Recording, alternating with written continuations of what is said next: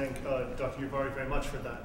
I'd also like to thank her for making me feel undereducated and ignorant, but apparently that's not very hard. I'd like to open the floor to questions, and if you don't mind, please address your questions to me, and I will parcel them out among the panelists. This gentleman with a fabulous tie. Okay, thank you very much for the time. I guess if you're going to parcel them out, I'd love everyone's perspective, but I had the opportunity, a great opportunity to speak with many of the hostages from 1979 through 81. And obviously, they don't really, some of them are fairly hardline, and a lot of them are very unhappy with the Iranian government for good reason. But they also don't like the Bush administration for various reasons. And I just wanted to ask, if the administration is so hostile and reckless towards Iran, why are we still honoring the Algiers Accords, which was the sort of agreement that ended that? And also, a lot of them have said that Mahmoud Ahmadinejad was involved in the hostage crisis. Yet the Bush administration seems to deny that, even though the State Department said it was indeed true. Why wouldn't they acknowledge that? Or I don't know. It seems contradictory, hypocritical on their part, having taken such a hard line against that country. Okay, let me just repeat the question for the microphone and the camera.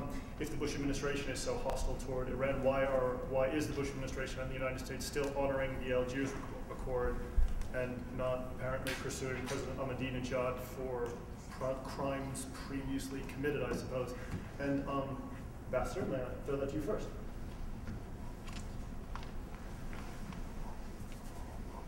At the time, in 1980, I was part of the U.S. delegation to the United Nations and looked at the Algiers Accord. In fact, our perm rep, Don McHenry, said, it'd be a great career. You could spend the rest of your life working on this. But I have to confess that at this point, I've mercifully forgotten most of it. But as I recall, at the risk of being wrong, a great deal of it had to do with sort of mutual obligations related to frozen assets. And so that there are things that are also in the interests of the United States. It has to,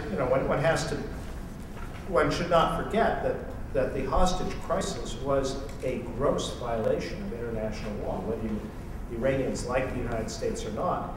The concept of diplomatic immunity is a very basic one in international relations, and certainly it was a legitimate casus belli.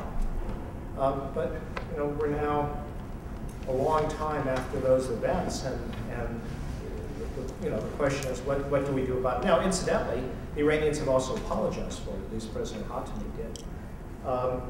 On the question, I mean, you probably know better than I have whether Ahmadinejad was involved. It's hard for, as I recall, actually, what the Iranians say is that he had criticized it, or what he has said. And there were hardliners who thought this was a big mistake.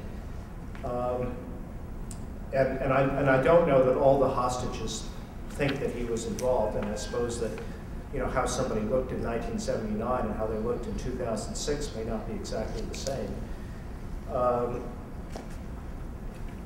It's hard for me to imagine if the Bush administration had evidence that he was involved, that they wouldn't use that, and they wouldn't bar him from coming to the United States, the United Nations, as they have with some of the other Iranians who were involved in the hostage crisis.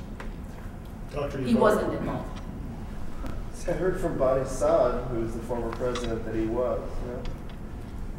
That would be analogous to going to Carrick, the guy, the gangster that Giuliani put in power, and ask him about, like whether the police force in New York City is dependable or not. They're all, Okay, Mr. Minali on the side. Let me just repeat the question.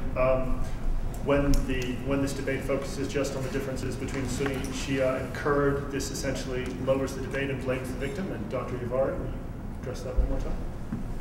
Well, I mean, obviously, the real answer to your question is I mean, the question is at the crux of the problem, I think. But a real serious answer is not what I can give now. I mean, it's a long answer.